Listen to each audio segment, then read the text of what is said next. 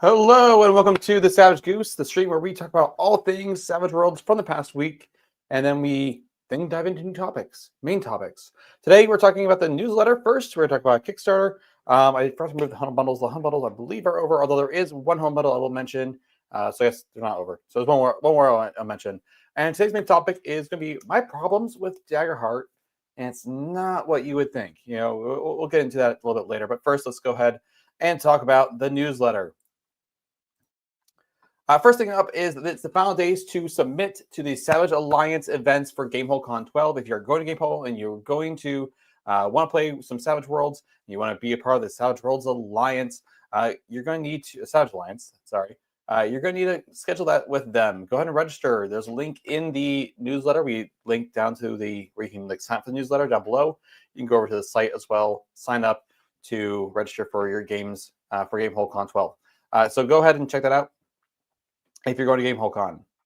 The next thing on this list is a licensing spotlight for audio RPG, and they're doing something called the Collection 1, which is coming to BackerKit. And from what I can tell, it's a bunch of the audio books that they've done for different RPGs, all just kind of in one collection. The part that's getting me a little bit weird is it's a little weird to me.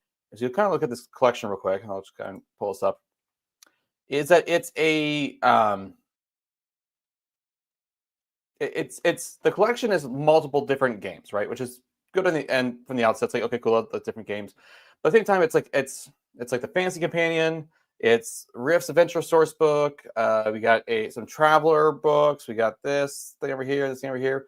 It's not like it's in my mind like this should be like a collection of one single kind of RPG. Like get all of the Savage Worlds and Savage Worlds Companion books all done, narrated, and doing that as a collection.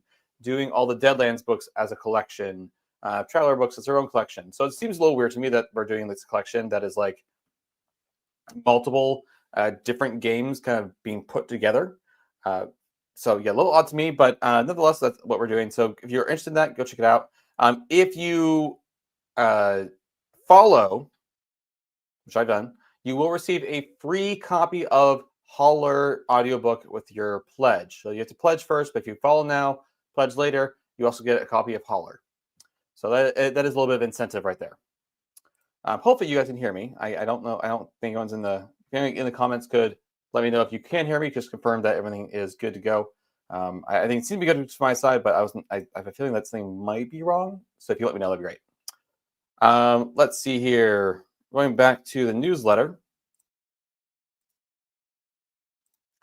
Moving on, the Swag Spotlight is fundraiser, this time with Conviction for Savage Worlds. There's a link to this product down below in the description down below. This is another product from the fundraiser side of things where they do different ways, setting rules, edges, different ways you can use different parts of the game in Savage Worlds, and some of them I quite like. There's one for a Conviction now. There's one for bennies. There's one for action cards. There's one for different ways you can use aces. So take a look at that. I think there's a lot of really cool ideas in a lot of these. So check that out down below. You can now pledge to support Lost Rift video games. Yeah, there's a video game that has been lost to time, and it's because it was originally announced for I think it was the Nokia like Juke or something like that. Not Juke. The Nokia handheld video game phone thing.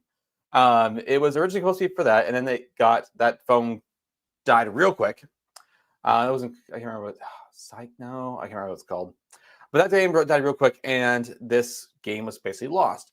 This game is being brought back now, and if you want to get a hold of this game for Rifts, and the only video game I'm aware of for Rifts, you can check out the backer kit for this and get this product.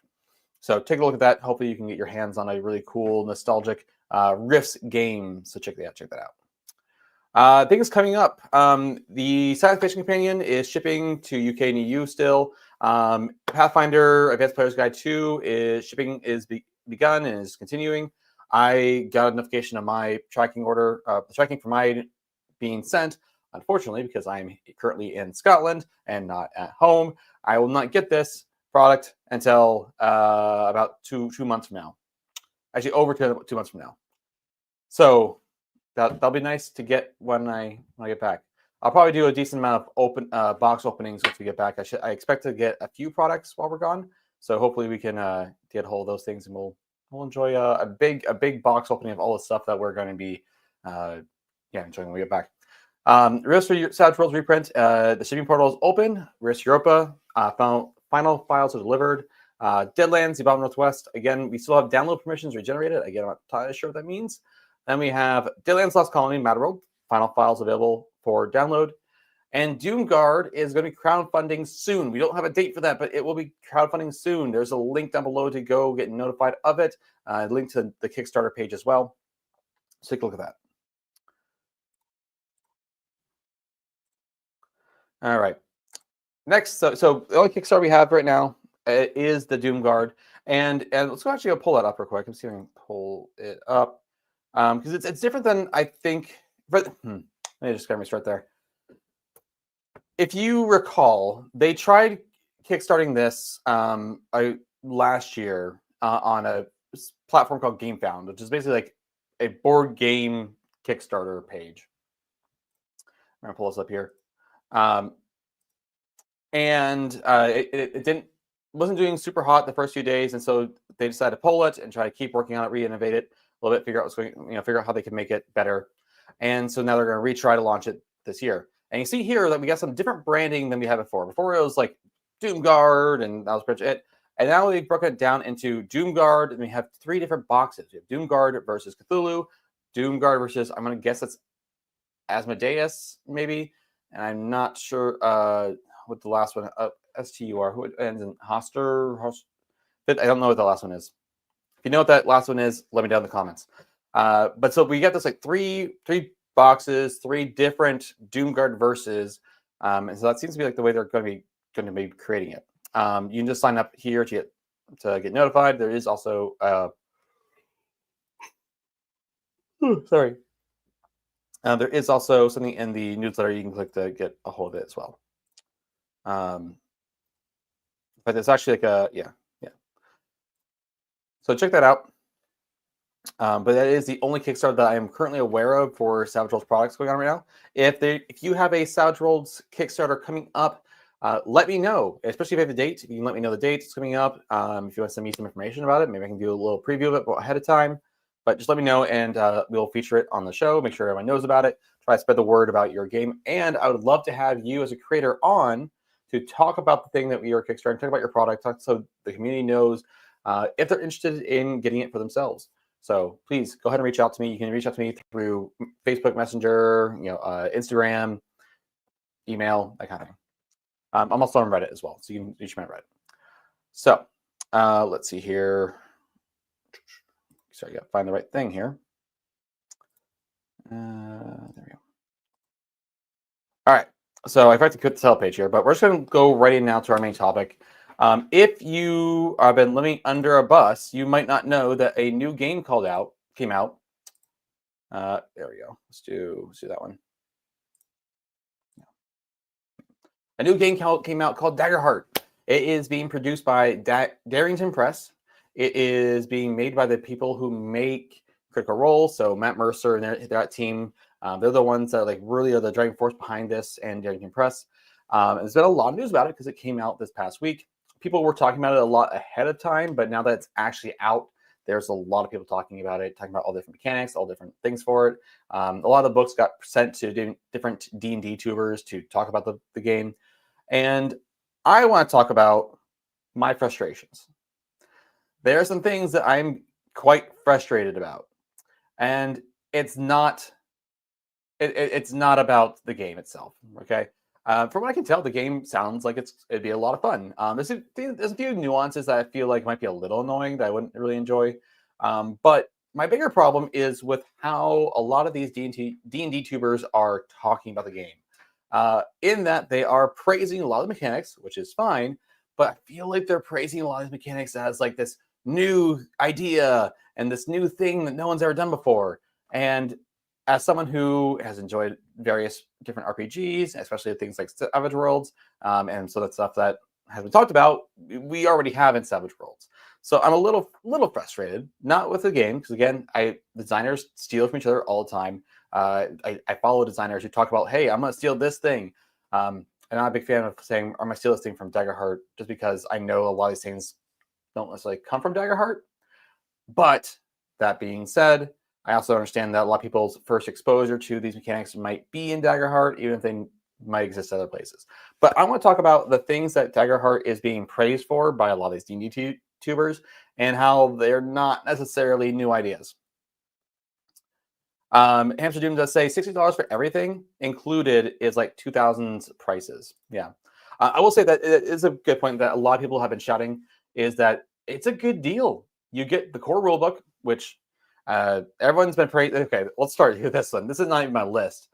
Everyone has been praising the fact that the core rulebook has everything you need. Everything you need is in one book, and how that's like amazing. I'm like, are you guys that into D&D that you don't realize that, at least in my opinion, most games just have one rulebook or only have one rulebook that you need to play the game?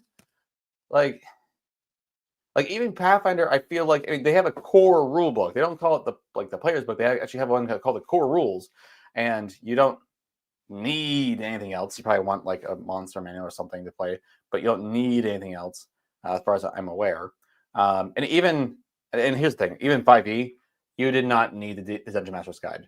Probably didn't need the monster manual either if you were running a pre-written adventure, because often the pre-written adventures had all the stat blocks in them.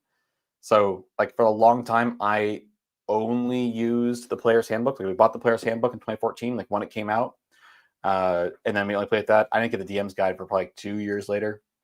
But a lot of games do sell just one book, or like you only need one book, I should say. They might sell multiple books, but you only need one. In fact, most games I can think of are like that too. Savage Worlds is like that. You only need the core rulebook. Shadow Dark is like that. You only need the one book. Skull and Crown is like that. There's just a lot of games out there that I feel like that's the way they are. And so this is like being praised. How does this really innovative thing? I'm like, it's not that innovative. Yeah.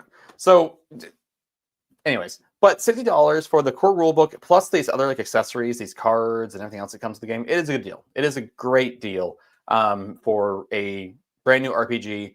It might take some time for you to see any sort of sales for it on Amazon. I don't know what their price margins are. I don't know what they're hoping to get from the game later. Like, as in, like, usually sometimes people make a product and then they make a loss on the initial product, but then they get gains on other things. Look at gaming consoles, for example. Most gaming consoles do cost more money to make than what you spent on them, but the money is in the licensing of the video games themselves. So that kind of thing. Anyways, that's not even the thing that I'm really thinking about when it comes to things that I'm annoyed that people are praising that as if they're new things. But that is one of them. I didn't even think about putting on the list, but there we go. So let's move on. There's some other things that D&D tubers have been touting as like these like really crazy new ideas that it's annoyed me a little bit. Some of them more than the others, and we'll get into that a little bit. So let's go ahead and I guess jump in. The first thing is the Hope and Fear dice. Now, I will say this is a cool way to do it. I don't know if I've never seen anyone do 2d12. I'm sure there's a game out there that does 2d12. If you know one, leave a comment. Happy to hear about it. But I can't say I've heard anyone doing 2d12, and I do like it.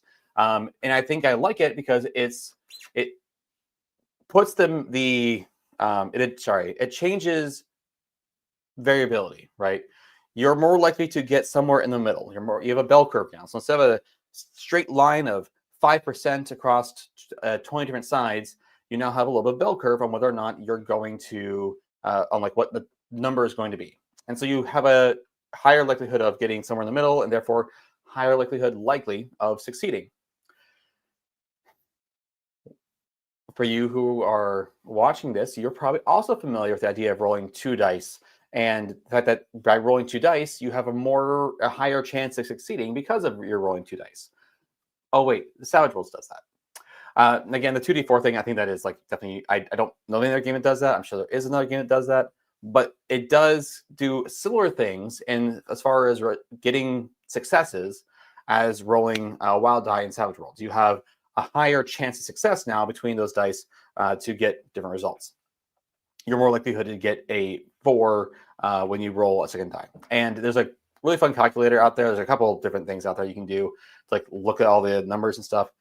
It's not exactly like Daggerhearts, but there's something similar, and it's cool. And what that means is that your players, again, are more likely to succeed, which helps create a more pulpy feel, more heroic feel to your game. And I like that for Daggerheart. I think that's a good idea for Daggerheart to have something more like that. Now, when you roll 2d12, though, in Daggerheart, they've also combined it with this idea of one of those d12s is your fear die and one of them is your hope die, meaning that when you roll, if you succeed and your hope die is higher than your fear die, you succeed with hope. Or if your fear die is higher, you succeed, but with fear. And you basically creates like 4 different states of success. Either failing with fear, failing with hope, succeeding with fear, succeeding with hope. And that fear and hope affects some sort of meta currency of like fear for the GM and hope for the players. I'm not fully versed on what those actually do in the game. I tried to read through the SRD for Daggerheart and was able to get through a whole lot of it. But basically, it's some sort of meta currency that you can spend or that the GM can spend and the players can spend. So that's interesting, but also not unlike other meta currencies that also exist in other games, like bennies and savage rolls. Now, it does create four different states for success or failure. So 4 different results that you can have. And I do think that's cool. That's really nifty. Now, Savage Worlds has, again, something similar. Not really in comparison, I don't think, but I do think that it's something worth noting is that we do have 4 states of possibility. We've got critical failure. We've got just normal failure. We've got success, and then we've got raises. In fact, actually, if you count multiple raises, we actually have like infinite amounts of possibilities, but that's a little bit different, and I acknowledge that. But one of the things that I was thinking about with this is that I feel there's other games that do something similar, and my understanding is that there is in the Star Wars TTRPG there is like light side force and good side force, and then like there's like force die that can affect your rolls for like again dark side of the force, light side of the force, and so that idea is not necessarily that new, right? There is these games that have like which die you rolled gives you points or affects the roll in some way or something like that. So nothing too new. So yeah, we'll talk about that. The next thing, campaign frames. Sorry, campaign frames. This one particularly annoying me because I feel like someone was like, and I'm trying to decide if I'll call this YouTuber, but well, there's no point in it. But there's some YouTubers who are just like, oh, campaign frames are amazing. And I'm like thinking about this and hearing what they're talking about, hearing what they're saying. I even did a little poll asking people about like what are campaign frames, make sure I understand them correctly. And from what I can tell, they're just setting rules. It's like, hey, if you have a certain kind of campaign you want to do, here's some optional rules that you can implement in them to get the right feeling you want for your game. And I'm like, that's just setting rules. We have that. But so I'm just not sure myself that like setting rules are. We have those, and it really pointed to me that this game, Daggerheart, is basically a fantasy toolbox game. And by toolbox game, I mean like games that can support all different kinds of genres and settings and all different things, like Savage Worlds, like GURPS, like Fate. There's all these things are toolbox games. You can take different pieces of the game, put them together, you get the feeling you want for the genre of game you're playing, et cetera, et cetera, et cetera. And that's essentially what's happening in Daggerheart. Daggerheart is a toolbox game, but people are kind of touting it as being more than a toolbox game. It's more like Daggerheart is like this like specific fantasy game. And I think I get it. It seems like it is a fantasy game with like toolbox-esque settings or toolbox-esque things about it, so that you can play different kinds of settings, different kind of fantasy settings with it. But I'm like, it's just setting rules, guys. It's something that's not that crazy. But I feel like people are touting. Some people have been touting it like this is like this crazy new thing. Like yeah, like this is a crazy new idea to have different ways to play your game based on what rules you do. I mean, even 5e had optional rules. So yeah, okay. I'll get off that point and we'll move on to the next one. People are really touting character building, and that's fine, really. The character building part seems fine. Like it's Cool. My one annoyance is that people have been touting like the card idea. Using cards to create your characters is so innovative. And well, one, from what I can tell, you don't need the cards to make a character. You can just have your abilities and then like select the ones that you're going to be using that session or that night or whatever, that encounter, what have you. Just choose your 5, and that's what you got. But it's not the first game to have cards for character building. In fact, there are some games that you need to have cards, and you're building a deck of cards as your character progresses, and you're adding cards to your deck, and like that deck is your character. The game I'm referencing is called Phoenix Dawn Command. Now, that game did have some issues. The specific issue of that game was that in order to level up, you died. Really cool idea in the outskirt. Like, when you mentioned think about when you die, you level up. That's really cool. The problem is that when you level up when you die, you just try to die. So it requires like the right players to not just be like, I guess I'm gonna die, or just throw themselves off the cliffs 20 times. So, yeah. So, anyways, the character building does seem fun and interesting, but it doesn't seem like it's anything too new, though. The cards just kind of make it a little bit easier to do, from what I can understand, and a little bit easier to manage when you're playing the game. Other than that, it doesn't feel like it's like that innovative, and I would hope that you don't need the cards in order to play the game. Mystics, I want to make sure that you don't think I'm ignoring you. What happened to the Siege video? I was about to watch it and then it went private. Yeah, I realized that someone pointed out that the audio wasn't working, and so I watched it back, and for some reason, Pete's audio was coming through, but mine wasn't, and I haven't. And I encoded that video before I left the US and uploaded it, and like had set to publish and everything back when I was in the US, and I haven't spent the time to basically remote into my home network so I can reprocess that video and figure out what's going on with it to fix it. I will be rebuilding it as soon as I get a hold of everything and I find time to remote into my home network to access the files and everything. But it will be up eventually. I just have to figure out what's wrong with the initial coding, and then hopefully we can go from there. Yeah. So that's what happened to it. It will be back. Next thing, hit points and damage thresholds. Now, I did like this in a sense, but it's when you really get down to it, it's actually pretty familiar. The idea is that when someone says, hey, 36 damage, instead of it saying, okay, I'm going to take 36 damage off my 215 hit points, and I do the math there, it's just, okay, 28, that's in between these two, and therefore I take 2 hit points. Knock, knock, right? So, niche, that's really easy. And they have these scale in the character sheet where you write in each number of what your thresholds are. At a minimum, you take 1 damage, so you're going to get hit at least once if you get hit. So that part, setting that part aside, you're going to take at least 1 hit point, and then other thresholds where you hit at certain thresholds do 2, 3 hit points. And I think that's cool to have those thresholds laid out in a line like that. And I think it's really helpful because in reality, Savage Worlds does the same thing where we have thresholds. You hit the toughness that comes shaken and every 4 is a wound. Those are the different thresholds that we have. So if I say, take 12 points of damage and you have a 8 on your character sheet and a 12, and I say, let's say we have 8 toughness and 12 and then 16, and I say, okay, 14, you just go, okay, 14 between these two, that is 2 wounds, or 1 wound, actually, sorry, 1 wound. So I mentioned this in the Reddit, and I don't think people liked it, but I hate the idea of putting those numbers on our character sheets in Savage Worlds.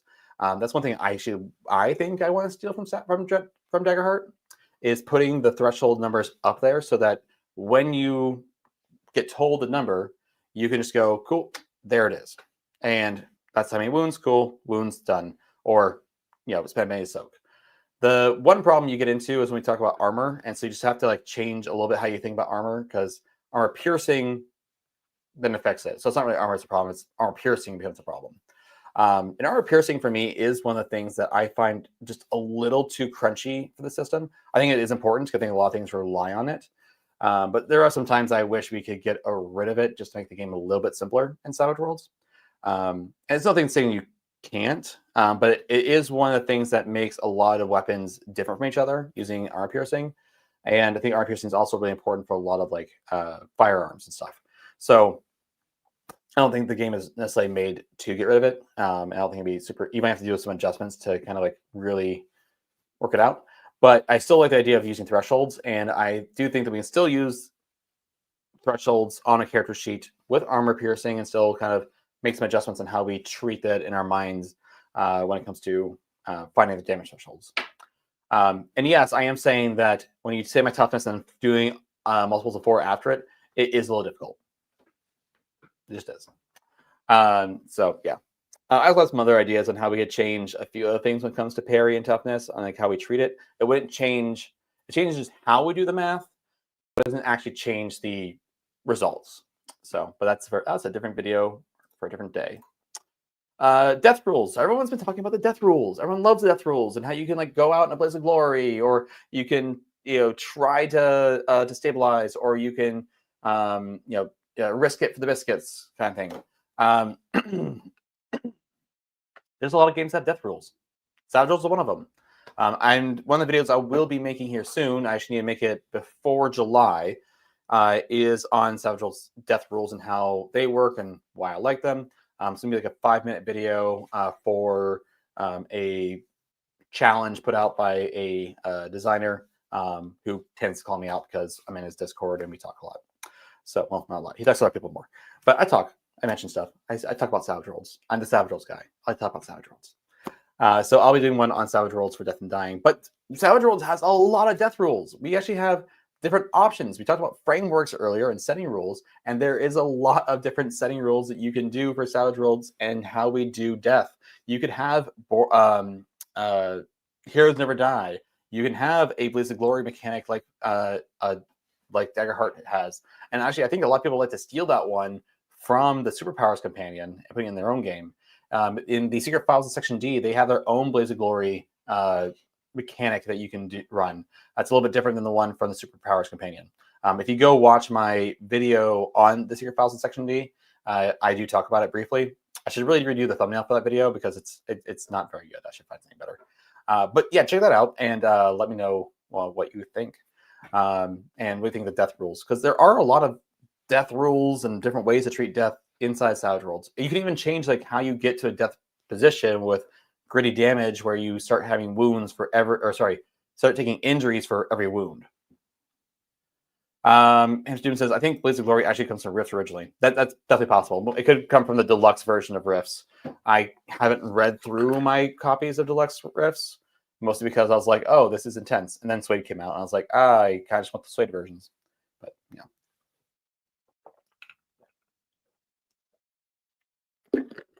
All right. But I don't think that the death rules in Daggerheart are anything new. A lot of people have death rules and then just have something that's maybe slightly their own.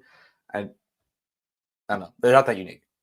Again, this is not a video that's trashing Daggerheart. I think Daggerheart seems like it might be a fun game. But I am just annoyed about a bunch of these D&D tubers saying that this game is like super innovative and all these new rules that a lot of other tabletop role-playing games have. Now, this next one actually is a little unique to me. And it's the auto-balancing of combat. The game ties the number of actions enemies can take directly to the number of actions the players take in a round. So it's like, you get an action, I get an action. You get an action, I get an action. And so it creates like this like natural auto-balancing, which I'm like, I get, but also if the creature does more damage than you do, it's not actually balanced yet, right? So if the creature gets, you take an action and they take an action because you took an action, well, that's just gonna, and they do more damage than you do on average, you're gonna lose that fight. But I get the general idea, and I don't hate it. I think it's a cool idea. I've been playing around with how you could do that in Savage Worlds, and I've been seeing a lot of ideas. Well, I should say, in the Savage Bestiary, the Simply Savage Bestiary, one of the ideas that they had in there was an idea I also had completely separately, which is the possibility of giving multiple action cards to one creature. And I think that might also be something that Zadmar put in one of his articles once about giving like multiple action cards to one monster, like a solo monster, so that they can have more turns in a single round combat against the players. So, that's a cool idea. And I think you can definitely do something similar. I don't know if this is unique to this game. I don't know if like I feel like other games have probably done something similar where it's like for every action you take, this monster also gets an action. But yeah, I don't know. It just seems like it's something that other things probably have. Cinematic design and scenes. Okay.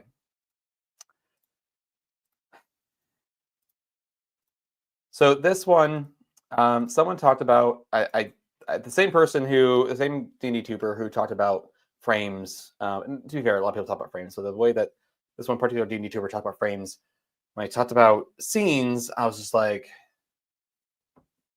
this isn't a TTRPG thing. This is just a way you run your games. If you run it scene to scene, or a lot of people might say encounter to encounter, because for me at least, when I run an encounter, it's like this is the scene, and then when you leave this scene, that's a new encounter, right? And I will say the language of using scenes does create cinematic thoughts. I also feel like a lot of games already do that. A lot of games just like naturally do that, and it has more to do with how you perceive the game, and all they're doing is writing it into the game so that you perceive it that way. But a lot of games also already write it into their games, but they just don't use the word scene. They say encounter. I will say Savage Worlds goes, I think, back and forth between scene and encounter. I think in the adventure deck, some of the cards I think says scene. I think someone say encounter. But scene is definitely a word that other games do use to describe the beginning and end of a particular encounter. So like it's not that innovative. A lot of games do it, and in the games that don't do it, it tends to be that the GM is doing it. So that's my little like tangent there. I'm like, this isn't new. I did that back in D&D days. Like, it's not new. And a lot of games do have like rules where things reset after particular encounters. 4E had that. And actually, some people didn't mention this, that like 4E had something similar to this, where at the end of an encounter, or like once per encounter, you could do something. And I think there even are some abilities inside of D&D that says like this combat, which is basically like this encounter or this scene, you have to do this so many times. So like it's not new, I feel like, really at all. Next thing, non-combat encounters and timers. Okay, so let's talk about this real quick. And need to talk about what I mean by this. A lot of people were praising that this game had really good mechanics for supporting non-combat encounters. Now, I will admit that I personally don't think that 5e has good rules for non-combat encounters. I think it feels a little clunky. It feels a little, I don't even think clunky. I feel like it's just non-existent. It's just like, okay, roll persuasion. Cool, you got this. And it's not a lot to it, right? And I really, really enjoy Savage Worlds rules for that. Not just like, not just the social task. What's it called? Dramatic. It's a task. It's a social conflict. There we go.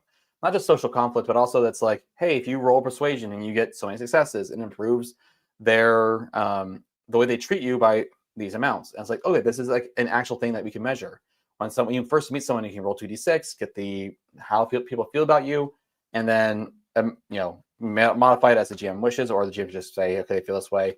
Okay, you got success in a raise. Now they feel this way, right? There's like rules around it that make it feel a lot more like solid, and like knowing what the results are going to be if someone succeeded on the roll. So, yeah.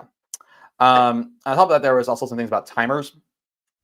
And I noted it down, but I can't fully recall what that was about.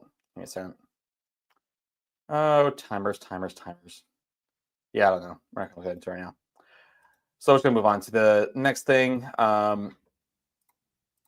Connections. Okay. Now, from what I can tell, I don't know if there was any sort of mechanical thing about connections where it's like players establishing pre-existing relationships or dynamics between their characters. I don't think there was anything mechanical benefit to doing so, but just like story background benefit. And again, this is one of those things. It's like, okay, this is not something that's like they wrote into the core book so that to make sure you do it. But a lot of games do it, or a lot of GMs just do it. A lot of player groups, they just do this. Like that's just one of the things they just do, is just ensure that there's some sort of background and everything. And I personally should really try to start focusing on doing that more with my players and telling them like, hey, you guys need to know each other ahead of time somewhat. Figure out what those relationships are, or like how you know of each person, or what have you. Tie in your backstory somehow, just so that there's some level of continuity. One of the things I forgot to mention this about home bundles earlier. There is a humble bundle out there right now for books that are about like encounter designs, and one of the books that's in their like bundle is the a book called Proactive Role Playing, and I really enjoy this book and helping you like create goals for your characters so that they have things they can strive towards. Now they're saying this is by connections, not goals, but point being is that like these kind of things are things that players and GMs and groups are already doing on their own. It's just that they wrote into the game. Now there's a mechanical benefit to it. There's definitely other games that definitely do that as well, but then it does change a little bit. But if it's just a role-playing thing, you don't need it to be written in the book. It just helps that it is, so that people actually do it. Okay.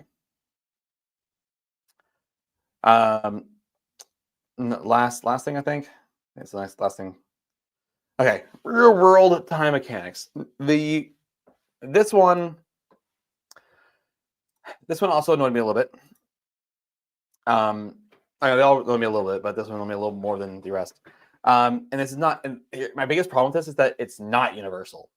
So one of the classes, I guess the Seraph, has this thing called Prayer Dice that refreshes the beginning of each real world session. And I'm like, okay, that's Benny's. Benny's refresh the beginning of every session. And that's okay. I like that. My problem with this is that it's specific to a particular character.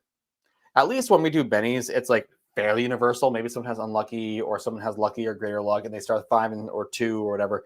But generally speaking, we refresh it. Everybody gets new Bennies at the beginning of the session. This one, it says, you get this extra bonus. You specifically get this extra bonus, not everyone else. I'm like, come again? Like, that just seems really unfair.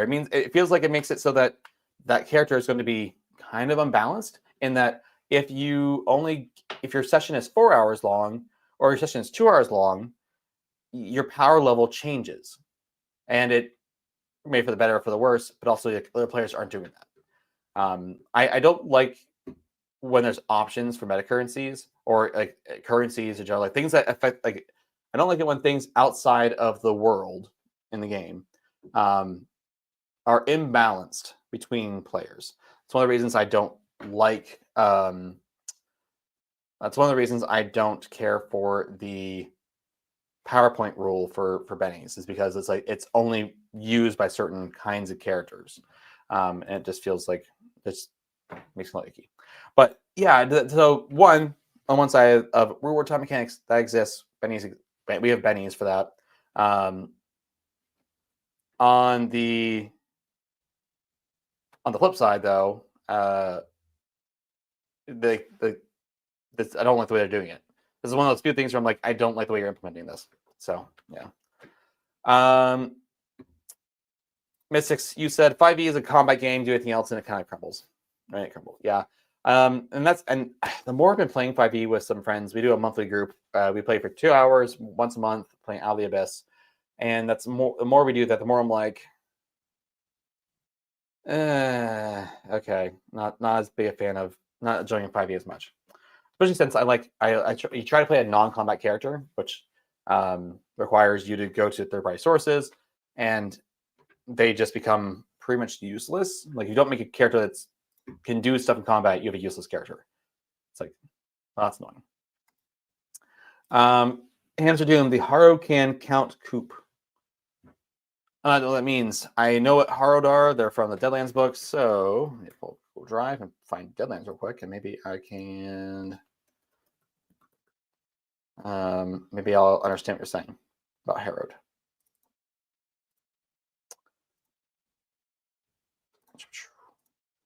Harrowed.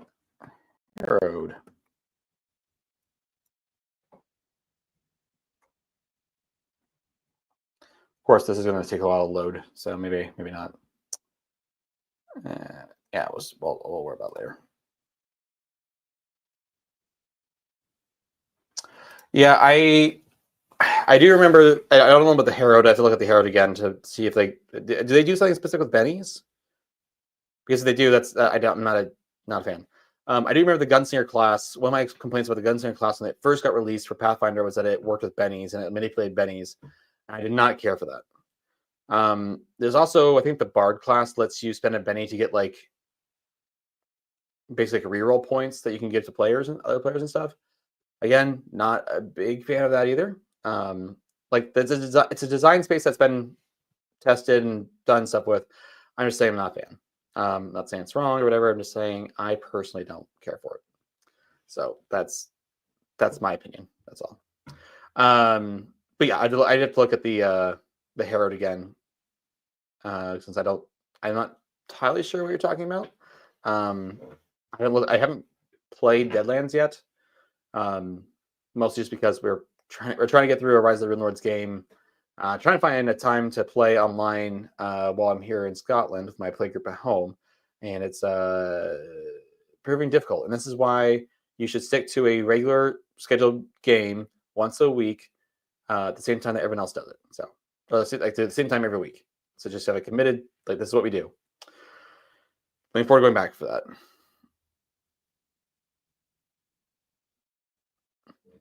Anyways, but yeah, so that's my thoughts on Daggerheart. I appreciate you all for taking the time to hang out with me in my oddly lit room. I'll say it's not exactly the best lit room, with a slightly bad camera angle and everything, and not as good of audio as I usually have.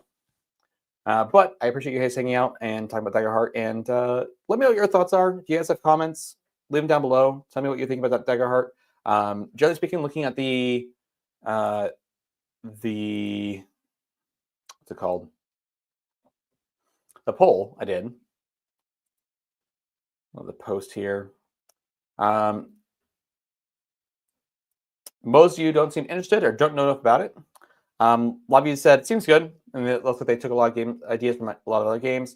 About 10% of you said that the game seems awful, and 3% said the game is amazing and has so many innovative new ideas. So we're definitely on the mess side, and I find that tends to be true for Savage Worlds people. So we tend to be like, I have Savage Worlds. That's how I feel right now, mostly. There are a few RPGs out there that I would like to get just so I can read up on how they do things and see if there's new ways we could innovate in Savage Worlds. The games that people like talk about as being like very innovative, even though they might not play it a lot. Index Card RPG and Easy D6 are the two of the games that I've been thinking about a lot lately. So anyways, I appreciate your time today, everyone. Have a great week, and I'll see you all next week with some sort of new topic. We'll see what I can come up with. Cheers, everybody.